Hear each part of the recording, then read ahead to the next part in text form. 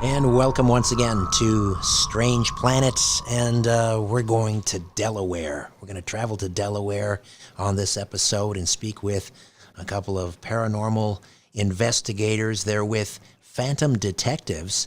Rick Warner is the lead investigator and tech manager. He's always had a lifelong interest in UFOs and the paranormal since he was a child, including his own experience spotting a UFO, as well as several ghostly visitations. Rick has also earned several certificates as well over the past several years. He's become the Director of Investigations for Extraterrestrial Research Center, certified UFO field investigator, UFO researcher, and the U.S. ambassador to the Italian UFO Federation, FUI. Rick is looking to continue to improve his paranormal investigation skills and will be in charge of helping the team set up its equipment during investigations. Hey, Rick, how are you? Hey, I'm doing great. How you doing? Very well, thank you. Melissa Ferrazzano is the psychic medium of Phantom Detectives. She grew up in Delaware County, Pennsylvania. And since she was a very young child, Melissa has had experiences with spirits. This continued into her adult life. In addition, Melissa would also have premonitions about things that were yet to happen, and finally embrace these abilities. Melissa began studying mediumship and psychic development. She studied various healing modalities such as shamanic healing, crystal healing, emotional freedom technique, tapping, remote viewing, past life regression therapy, and life coaching. And currently, Melissa holds certificates in psychic and advanced mediumship development, and recently studied advanced mediumship under psychic medium Cindy Kaza from the show The Holzer Files. Melissa, welcome to Strange Planet. How are you?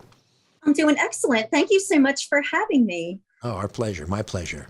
So, is Delaware a particularly is that a hot spot for paranormal activity? Honestly, I think it is, especially because we are so close to another big city, which is Philadelphia, Pennsylvania. Some of the most reported haunted locations in the country are located in Philadelphia. So what's nice is that there's so many wonderful places to investigate that have reported hauntings, where many other paranormal investigation teams that have been shown on television, we live very close to those locations. So I feel that I feel it's a great spot. It's just a great spot with many wonderful places to investigate. It's very rich in history. So absolutely, yes. What's nice too, I mean, because Delaware, known as the first state, it's a small state. So, we're actually surrounded, we have Maryland close to us, we have New Jersey, and we have Pennsylvania. So, given that, we could travel not too far, and then all of a sudden we'll be in another state line, one of those states. But we have conducted, investigations all over the place, pretty much from Pennsylvania to Delaware. I think, I'm not sure. I think we did one in Maryland too, I believe, right, Melissa? Was that correct? We did. We investigated the Poplar Hill Mansion, which is located in Maryland. So yes, we're in a great place. Like you said, there's so many surrounding states with, like you said, so much history. So it really is a wonderful place to live and to have these opportunities to explore all these different places. So absolutely, yes. Either one of you can jump in on this, but just kind of give us a sense of Phantom Detectives' mission statement or your philosophy. Well, I would say, so, the three of us, our director isn't here today, but, because of some things he had going on, but the three of us as a team, we pretty much share a lot of the same beliefs about doing paranormal investigations and how we feel. But we always go into an investigation looking to gather the facts and present the evidence, rather than if someone just tells us that maybe they're experiencing some paranormal activity. We always, before we even start a case, we'll actually interview the witness and find out, what kind of things that they picked up on, and also to establish any kind of credibility. Like, does this person sound believable? Does it seem like this would be a good case to follow up on. And in some cases, they'll actually have some video or photographic evidence to present to us, to work off of. And then if we decide we're going to move on with the case from there, our case manager, Melissa, who's also our psychic medium here, she will, contact the client, and we'll set up a time we can come out and look at everything, do an investigation. If it's like a business or a residence, whatever it may be. And we always go in to any investigation with not already just coming in like, yeah, there's definitely paranormal activity there. We go in there almost like minds of scientists. We don't just throw the wind at everything. We want to see what kind of evidence we could actually pick up, something that could be documented as being credible evidence, from thermal imagery to an EVP session. Maybe we picked up a word or two or a sentence. The other thing could be paranormal devices that are being set off. So we always try to make sure if we could debunk anything, we can. Like, we'll have devices that if you put your hand over it, walk next to it, it could set off that device. So we always make sure that we're far away from that device, so we know if the thing goes off, that it wasn't one of us that set it off, that it was some type of, some type of spirit or something that just happened to, activate it. But we're always striving for accuracy.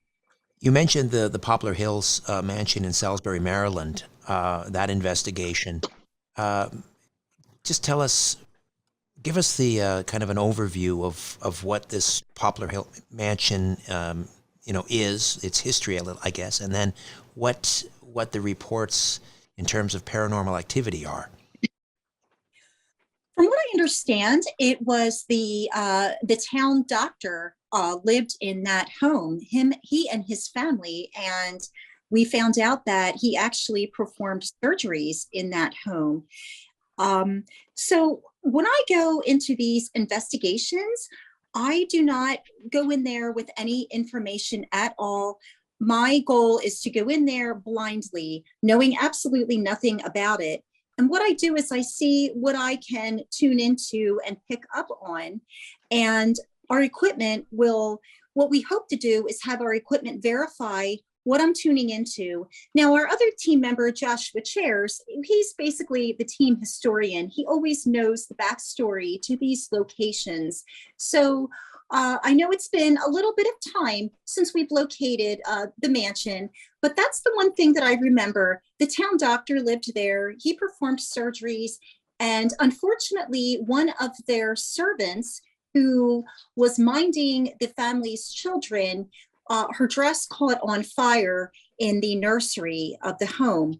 And what's interesting is you can still see the burn marks on the floor of the nursery. So, unfortunately, there was tragedy. And going back to the times when the doctor was performing these surgeries, which I believe was somewhere around mid 1800s, if I'm correct. So you figured not many people survived. So there were a lot of deaths from what I understand.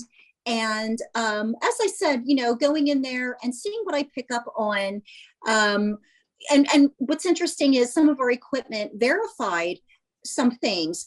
For instance, I have something called a Spirit Talker app on my phone, and the word surgery came up, which was interesting because, again, I knew nothing about the location. I did not know the backstory.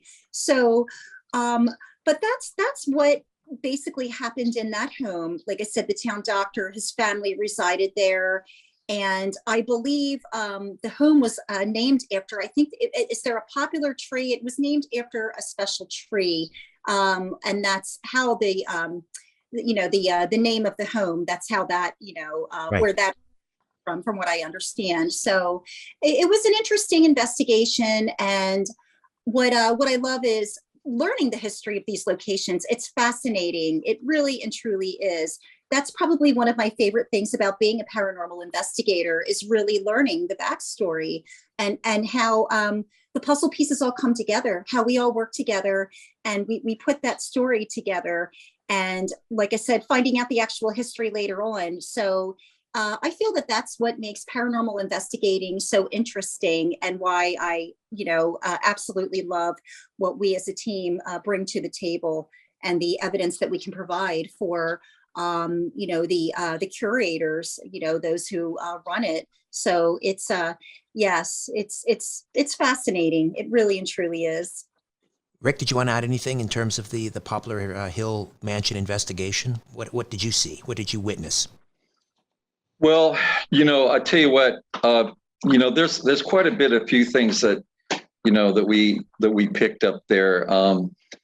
That particular investigation we were doing, I think that was the live show we had going there, right, Melissa, with those people that we did the live show last year. Was that correct? Yeah. It was supposed to be part of the world's largest ghost hunt. Yeah, that's right. The world's largest ghost hunt. And anyway, what was happening was we started out, that originally they had some software that was working great. And this year we ended up having some problems. So there were some technical issues, and we started to record it and it wasn't going through. So I actually, recorded everything that happened anyway, because, I direct and record, I film all our investigations. And, we use that for like streaming TV and, that sort of thing. But we were actually getting some pretty good activity.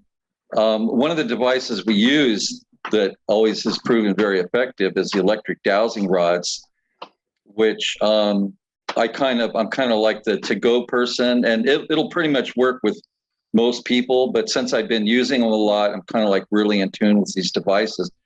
And think of just like regular dowsing rods that are used to find water. These ones are actually regular dowsing rods, but there's some thin plastic tubing on each dowsing rod. And then there's an LED light that goes through each one, which is really cool, because when it's dark, because most of our investigating we do in the night, when everything's nice. So we shut off all the lights, that kind of thing. And we run colored LED lights from my recording camera rig that I have put together. And we were getting a lot of activity with those dowsing rods crossing over for yes answers, or would cross back for no, and that kind of thing. So that was really, really pretty cool. But and it was a pretty nice place to investigate. We got some pretty good activity that we were picking up there. What's the Paralantern?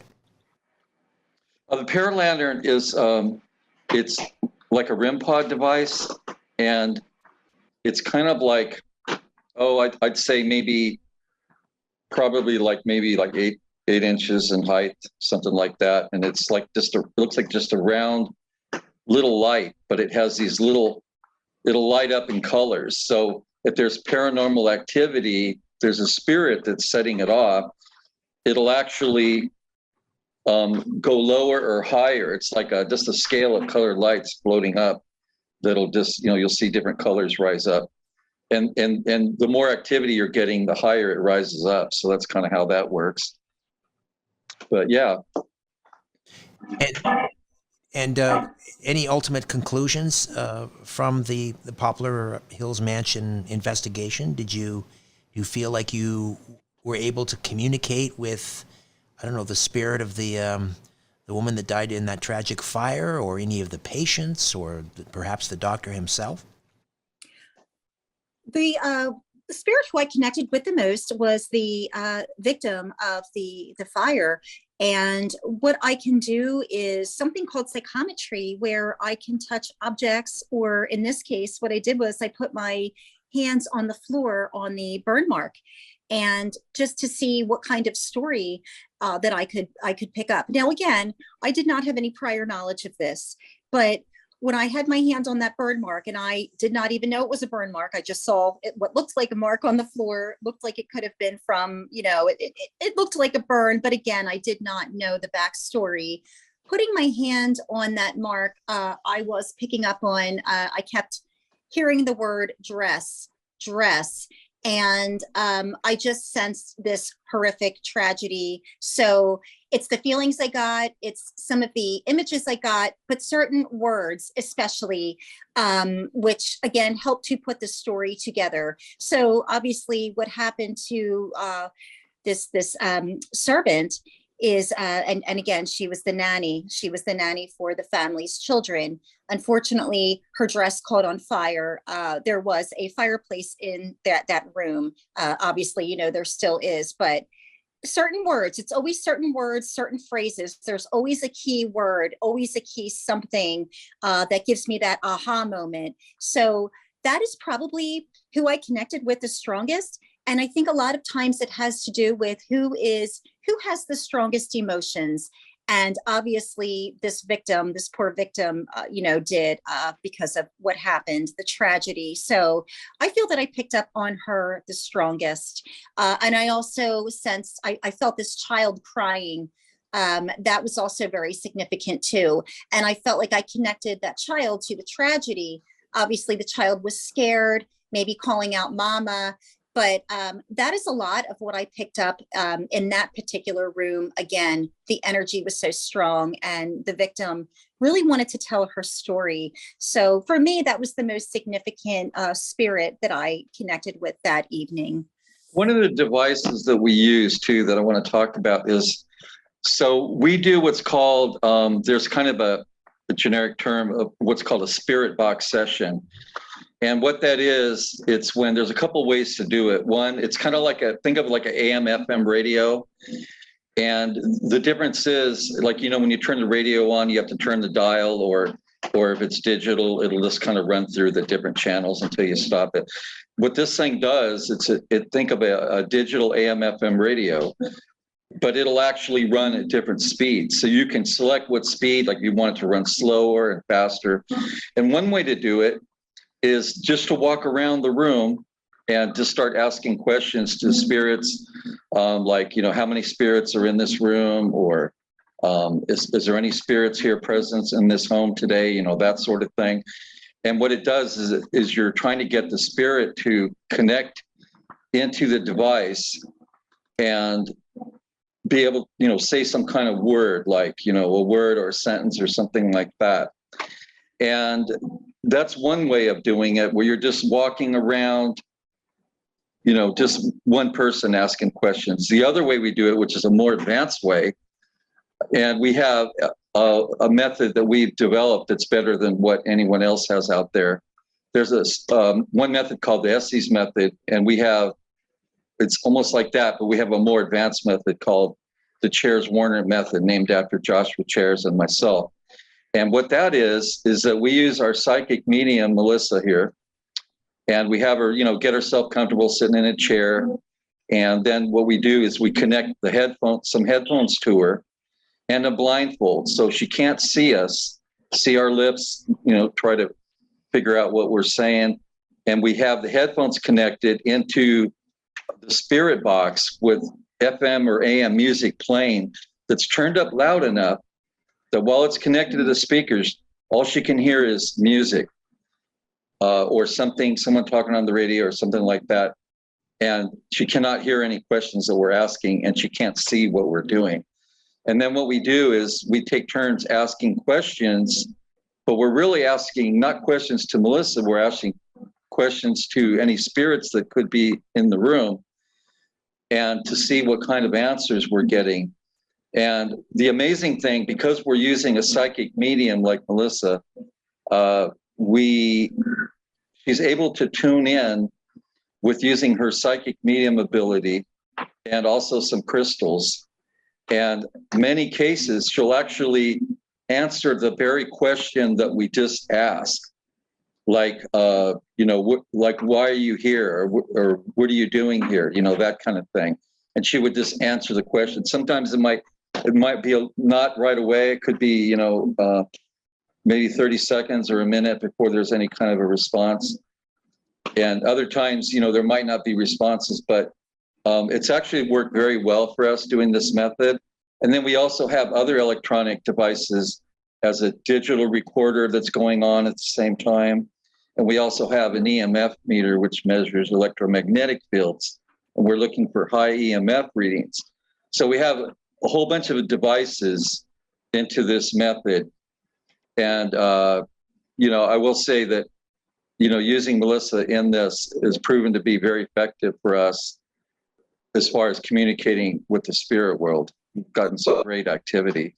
I'll pick up on that point when we come back. Rick Warner is the lead investigator, tech manager at Phantom Detectives, and Melissa Ferrazzano is the psychic medium of Phantom Detectives. Back with more of our conversation right after this. What would it feel like to reclaim your health, your vitality, to sleep deeply, to live fully, to address health at the root, at the cellular level, so that your body can detect damage where you have it?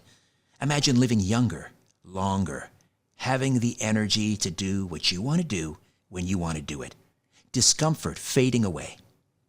ASEA Redox Supplement harnesses the power of your body to heal itself, giving you the ability to power your potential. This is one of the most profound health, athletic, and anti-aging discoveries of our lifetime, and we need the world to know about it.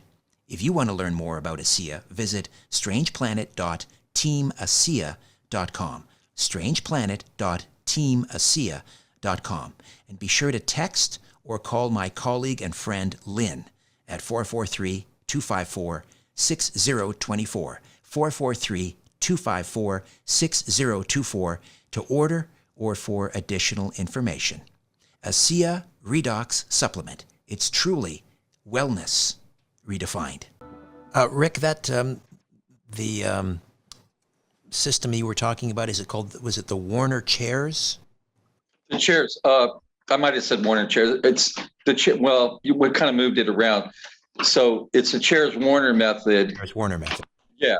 Yeah. So, from Joshua Chairs and myself, Rick Warner, we kind of coined that name because we came up with the method that is pretty much better than what anybody else is doing out there as far as doing a spirit box session. Right. So it's very, very advanced. And there's more things that we're always bringing into doing that to make it even better as far as communication goes. So Melissa, you can't hear their questions, and yet you're answering their questions, or at least the spirit is answering their questions using you as the medium. Is that how that works?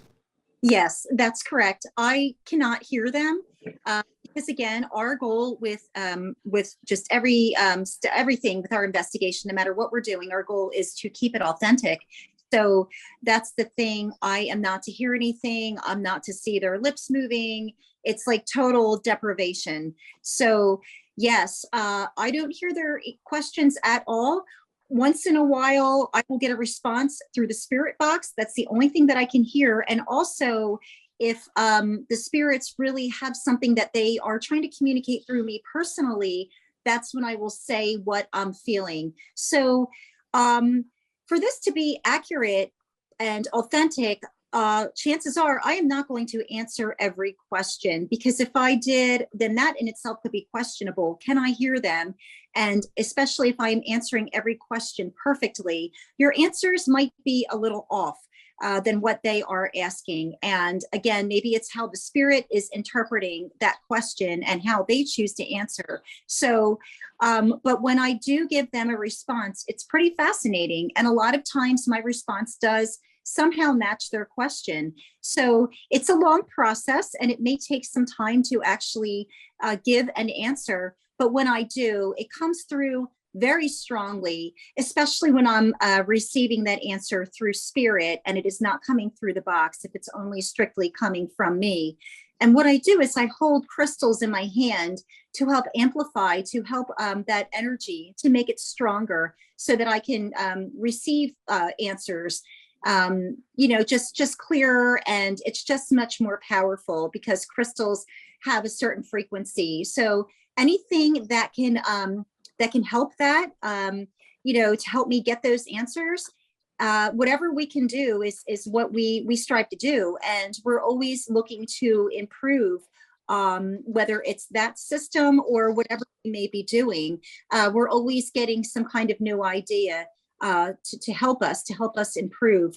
And make it as best as it can possibly be. But yes, that's how it works.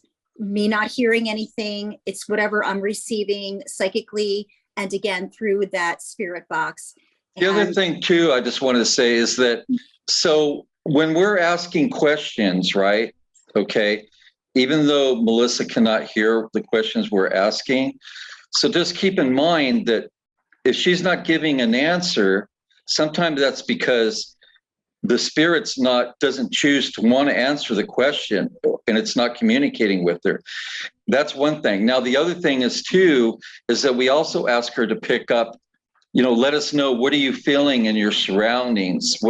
How are you feeling? Do you feel, if whatever you're picking up in the room, like if you feel that there's someone standing next to you, you're feeling a presence, or you feel they're touching you, whatever it may be, let us know.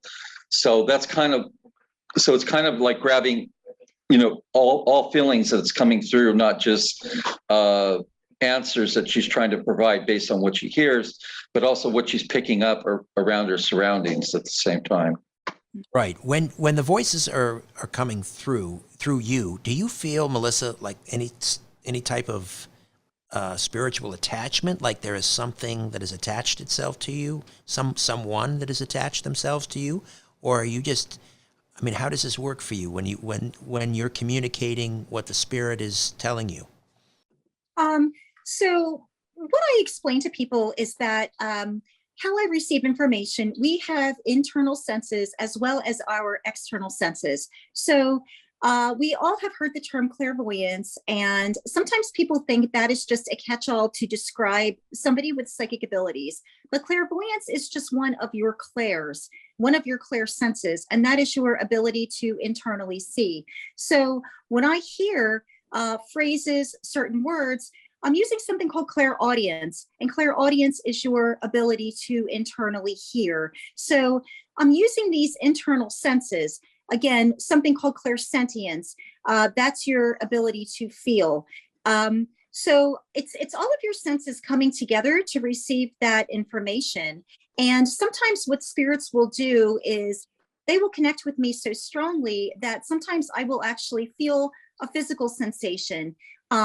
Maybe if they were having a hard time with maybe they had a heart issue while they were living, or if there was some kind of tragedy, I may feel them catching their breath.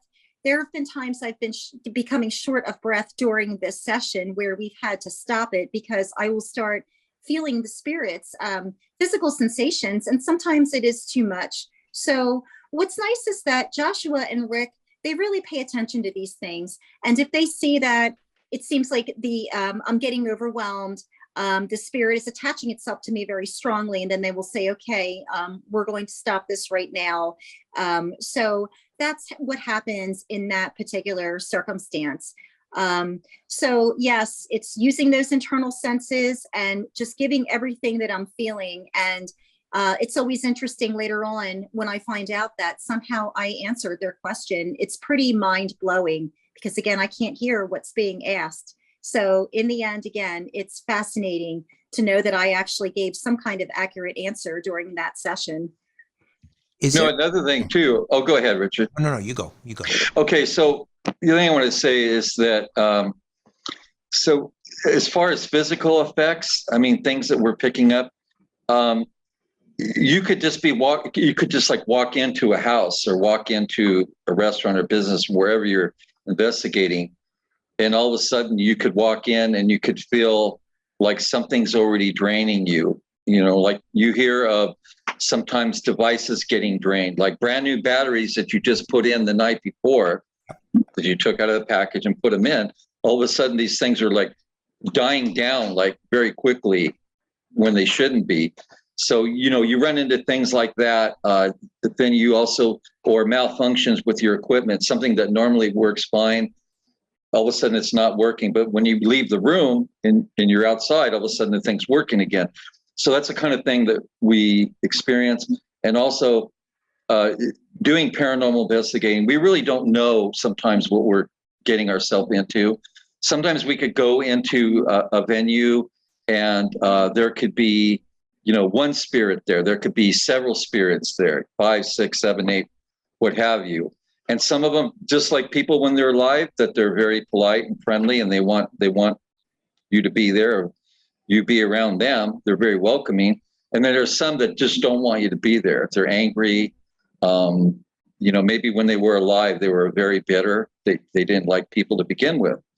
And now that they've passed on, they're still that kind of, evil, nasty person. And so, that's the kind of thing that we run into. And this, the physical effects as well of having the energy drained from you, kind of like Melissa was mentioning. Sometimes we'll go into an investigation and there's so much spirit activity, even with, like, if I use the term, spirits that are non-malevolent, that don't mean you any kind of harm, that they're basically wanting you there, and they're fairly friendly, don't want to bother anybody. Even that could be draining because there's so many of them, so much activity. Sometimes it could just make you feel really tired and you feel like it's kind of sucking all your energy out. And then there's other times when there's a lot of negative energy within a dwelling.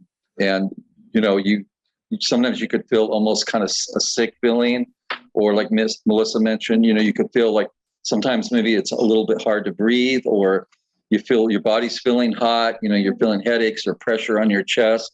And I've had that happen to me a few times where I just thought, man, I just have to get outside and get some fresh air and just be out of the place for, 10, 15 minutes, take a break, because, sometimes it's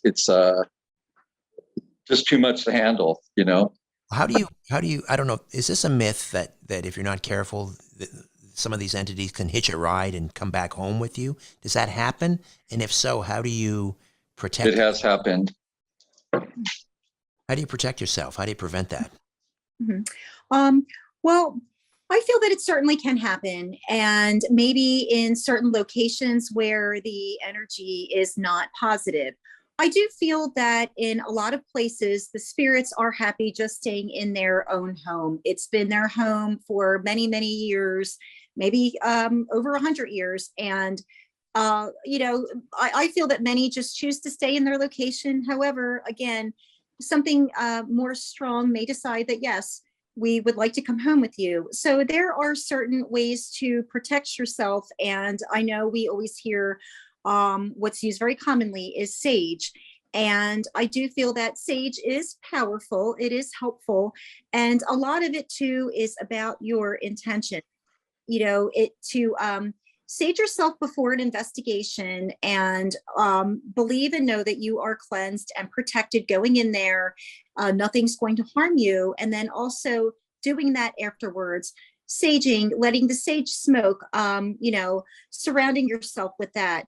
And stating the intentions that nothing is going to come home with me, nothing's going to attach itself to our equipment, to really state that and be firm about that, I feel is certainly one of the ways that you can protect yourself. And I'm sure there are many other ways out there as well, but that seems to be the most common measure used, for psychics and mediums and paranormal investigators. It's a very common technique. So yes, it's about your intentions, being firm, no attachments. This is where it ends. Thank you for letting us come into your home and investigate, but we are now parting ways. And it's about, just holding your ground and being firm about that sort of thing. All right, we'll take another time out, come back, and I'll ask you about that as well, Rick. And we'll also get into another investigation, the Lightship overfalls. Back with more in a moment. What would it feel like to reclaim your health, your vitality, to sleep deeply, to live fully, to address health at the root, at the cellular level, so that your body can detect damage where you have it? Imagine living younger, longer, having the energy to do what you want to do when you want to do it. Discomfort fading away. ASEA Redox Supplement harnesses the power of your body to heal itself, giving you the ability to power your potential. This is one of the most profound health, athletic, and anti-aging discoveries of our lifetime, and we need the world to know about it.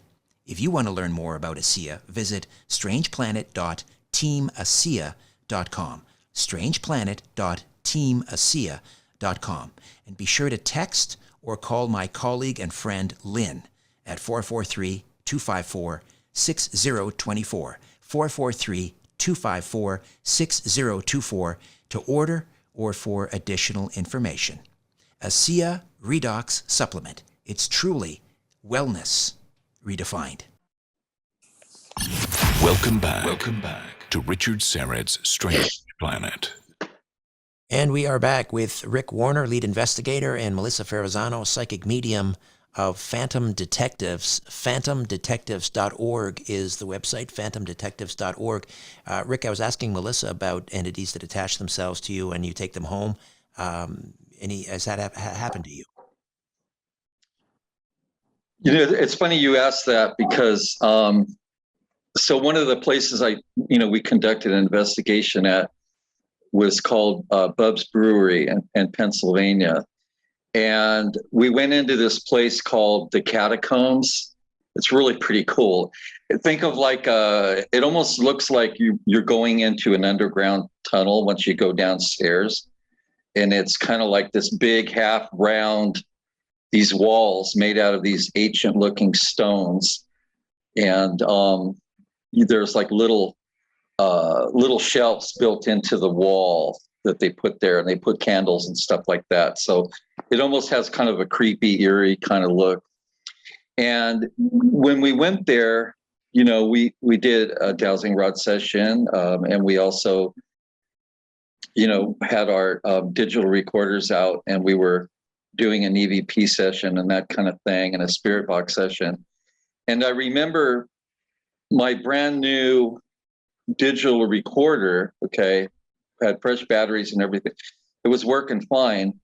And all of a sudden, it's like, I had two things happen. I had one thing with my digital recorder to where it just froze up and I couldn't get it to record. I couldn't turn it off and turn it back on again. It just froze. And I thought, what's going on here? And I actually ended up, and I even was saying, because sometimes spirits will, not always maliciously, but sometimes they will pick a person out to kind of like start messing with you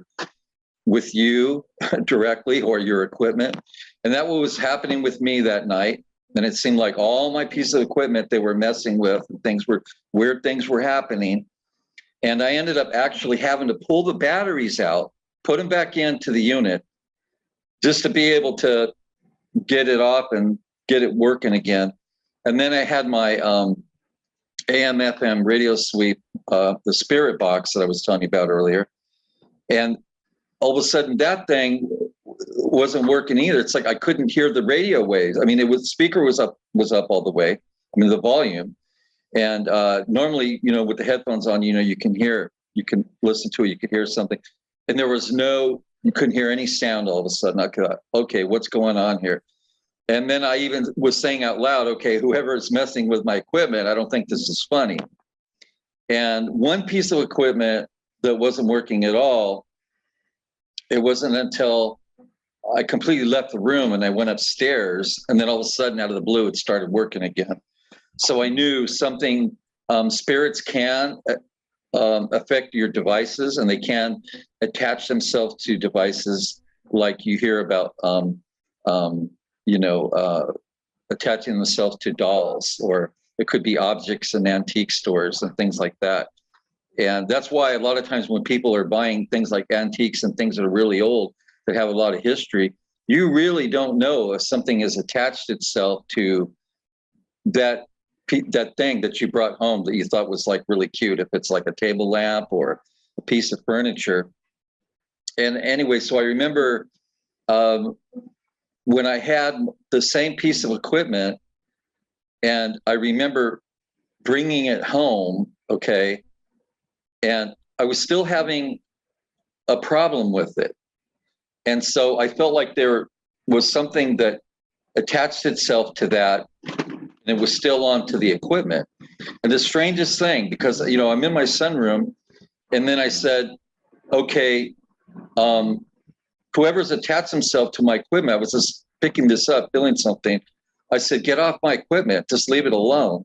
And all of a sudden, then the thing just went back on and it was just working again. And I thought, Wow, that's just really crazy. So that was really kind of my experience as far as that goes. But I have heard of other people, people that have had paranormal experiences in a home, and they want to move the home because maybe there's so many things happening, like there's plates that are flying off the shelf, or lights turning on and off, glasses falling on the floor and breaking. And, when people have children and stuff like that, sometimes it really freaks out the kids. And sometimes people just think, there's something really evil here, and they just want to get out of their home. Many times people will just sell their house and leave and then go move somewhere else. And there's been cases where they'll go to a different location, and all of a sudden the spirits will attach themselves to these people, and now they're at another place, and it's like they're still there. It's like they followed them. It's crazy. I want to talk about another investigation. This was fairly recent, I think, just last month, about a month ago. It's called the Lightship Overfalls. First of all, for my listeners that are not familiar, we may know about lighthouses, but what is a lightship?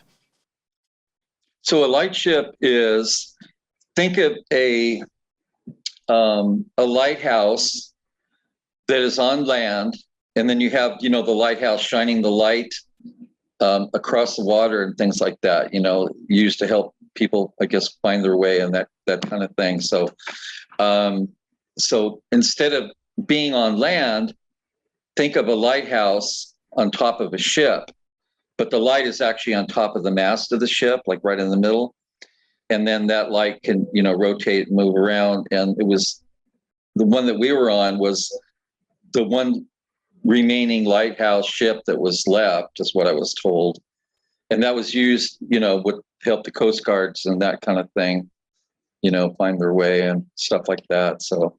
And where is the lightship, this lightship Overfalls located? What body of water? It's actually kind of like where it's docked. It's really, I would say it's kind of like a bay of water. Wouldn't you call that, Melissa? Yes. Yep. So it's not a huge body of water like an ocean or anything like that. But and you might know more, Melissa, about your mom living out there and that kind of thing. More about that. Is that some part of a river or something? I think it is, and they have like a little bay where they dock the ship. Is that right? Yes. I believe it's part of the Delaware, if I'm not mistaken. Delaware River. Yeah. Yeah. Yep. But it was a very interesting investigation, and it had a very peaceful vibe. It was definitely one of my favorites, and one of the ones that really surprised me, because I feel that we got a great amount of evidence on that ship, more than I ever would have thought we would. So that was definitely one of my favorite investigations for sure. And the fact that we captured that Class A EVP, that in itself, it really was mind-blowing, the amount of evidence that we left with that evening. Yes. So just set this up for us in terms of what is happening on the lightship. People are seeing figures wandering around in the ship, where in the crew's quarters, the captain's cabin, and other places, the utility area. What are people seeing and hearing? Well, one of the things that we noticed when we were there, so we didn't actually see like any shadows or anything, where other people may have seen, those type of apparitions. But with us, it was like, we had paranormal devices that were being triggered all over the place. And in this one particular room we were at, which is, what we referred to as the utility room, there were like, you could tell there's a couple like some grinding kind of wheels to, I guess polish or grind things. Probably, when they had to fix parts on the ship, they would go in this room and do things. But there was no power, nothing was turned on, because keep in mind that the ship is non-operational, and it's for people to come in and tour and have a, look inside and visit the inside of the ship and on the outside. So we were, we had our electronic EMF meters that were spiking really high readings. You know, we were actually getting over like 200 milligauss, which is like the highest you can get on our scale. So we have this, you know, these devices that'll measure these electromagnetic readings, and it was a spiking all over the place. Another thing we had was a REM pod device, and it's like it's an Annabelle doll. They turned it into a paranormal device. So people that have seen the Annabelle movie with the Annabelle doll, that's what this thing looks like, or actually what it is, but it's a much smaller version. And it sits in a little plastic case. It looks like a replica of a glass case. And it has an antenna on top and a little power switch. And we turn this thing on. And what happens is if we were to touch it or move our hand close to it, the thing's going to go off, right? Now we're standing back far enough away that we weren't setting this device off. And all of a sudden, the spirit activity, this device was going crazy. I mean, you can hear it making all these beeping noises, and there's a red light inside that was turning on and just lighting up the doll. I mean, it was nuts. And that was the same room where Melissa was using her Spirit Talker app. And we had picked up, she had got the name of, Jennifer that had been picked up, that we felt that was one of the spirits that was in the room. The other thing we were getting was when we were conducting doing our EVP session, okay, which stands for Electro Voice Phenomenon, and we have our digital recorders on, and then we take turns asking questions. And so what we do is we'll play back. We're hoping that a spirit will answer a question and communicate with us on that digital device.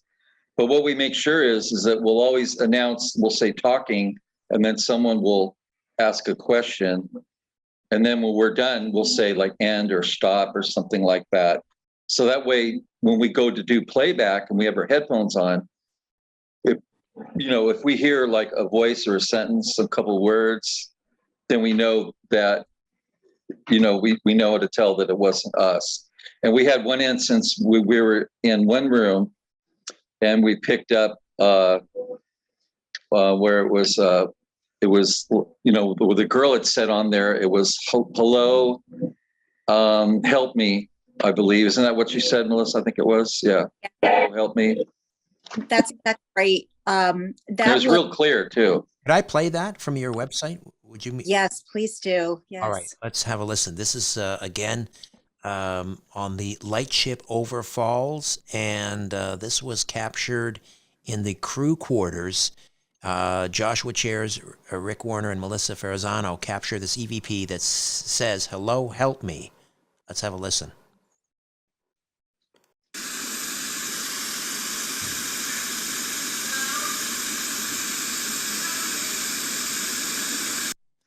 It's very faint, but you could hear something definitely. Let's hear it again.